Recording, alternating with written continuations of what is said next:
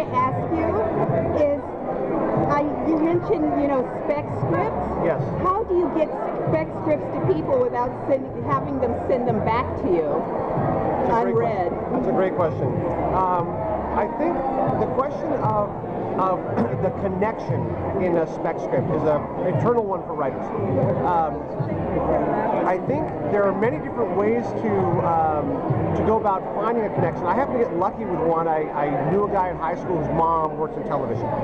But I feel like if you dwell in LA enough, you will meet people and try to get lucky. I always thought it would be smart to volunteer at the charity of someone who you want to read your script, because that kind of person is going to want to do you a favor. Okay.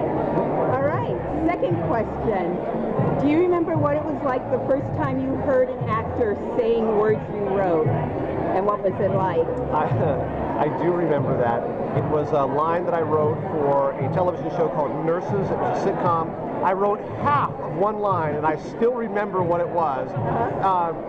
The nurse, there's a nurse at an intercom, and an old man who's kind of groggy says, I'd like to order a cheeseburger and fries.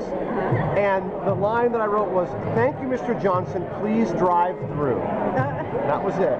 Oh, and how did that feel? It felt great. I was amazed. It was astonishing, yes. Oh, great. Yeah. Okay, and then last question. I forgot my last question. Oh, do you have any advice for struggling writers? Make friends with other struggling writers. Have a group of struggling writers, and be friends and read each other's work. And that's really the best thing you can do, for sure. Thank you so much. You're welcome. A pleasure.